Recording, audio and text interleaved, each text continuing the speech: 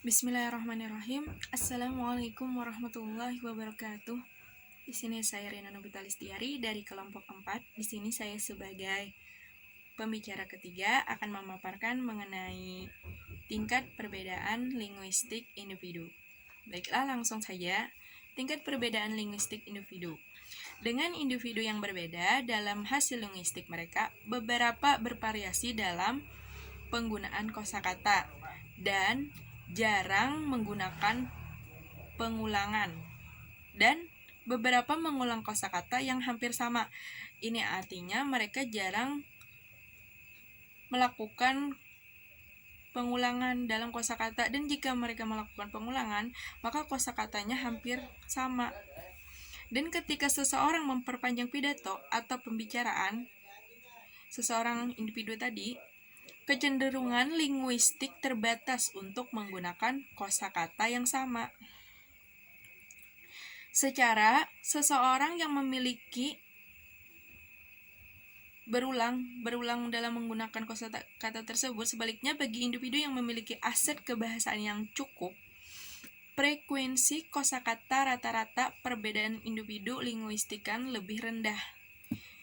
Nah, kemudian dengan individu yang berbeda dalam kosakata mereka, beberapa berbeda dalam penggunaan kosakata dan jarang menggunakan pengulangan, dan beberapa mengulang kosakata yang hampir sama tadi.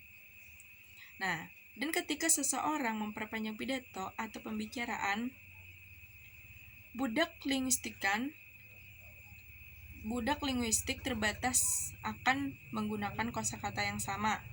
Seseorang yang memiliki atau berulang kali dalam menggunakan kosakata tersebut, sebaliknya bagi individu yang memiliki aset linguistik yang cukup, pengulangan kosakata linguistik tersebut akan lebih sedikit. Ini artinya ketika seseorang memiliki aset linguistik yang cukup, maka pengulangan kan sedikit. Ketika seseorang memiliki aset linguistik yang sedikit, maka pengulangan akan lebih banyak. Nah, dapat menilai kalkulasi pengulangan kosakata verbal dalam bahasa lisan atau tulisan dengan memilih kata yang kita yakini lebih berbunga dalam teks surat, kemudian kita ambil bagian teks dan merupakan kosakata yang terkandung di antara kata al-miktrin dan angka yang kita dapatkan merepresentasikan lajunya pengulangan kosakata verbal atau yang disebut dengan diversifikasi verbal. Nah, jadi diversifikasi verbal dikaitkan dengan kecerdasan dan korelasi positif. Nah, ketika SOR EQ meningkat, diversifikasi meningkat verbal individu jika dibandingkan dengan mereka yang di bawah persentase kecerdasan. Nah,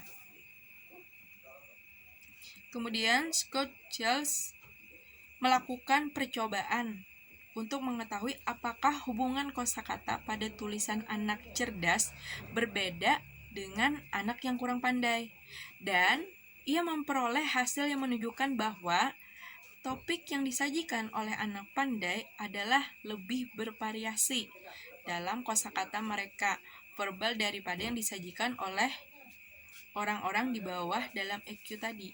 Nah, itu artinya anak yang cerdas tadi lebih bervariasi dalam kosakata yang digunakan.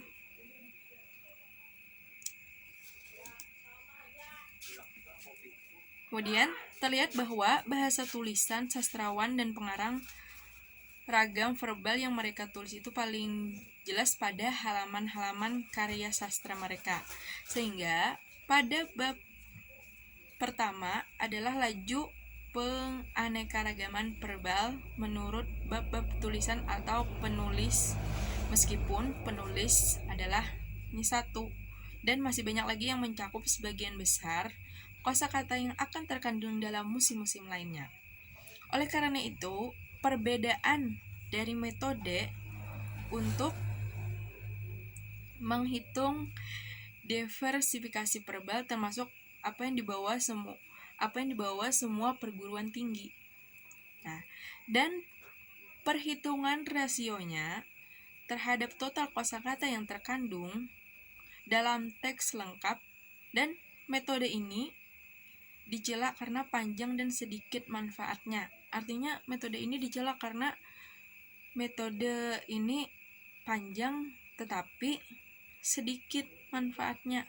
Nah, dan jika metode ini dan metode lain bergantung pada kata sebagai unit pengukuran dalam deplikasi verbal adalah mungkin untuk menghitung unit lain yang lebih baik atau lebih panjang dari umumnya. Nah, di mana perbedaan individu muncul antara lain, di mana kita temukan di antara individu yang peduli menggunakan huruf sad atau sin, kaf. Nah, dalam banyak kata yang muncul. Jadi, metode ini dan lainnya berguna dalam mempelajari perkembangan bahasa pada anak karena dimungkinkan untuk menentukan usia di mana anak berbicara untuk pertama kalinya huruf ain, ghain, dan dot, atau mengucapkan suku kata fonemik lengkap sambil membandingkan ini anak dengan usia kronologis yang sama.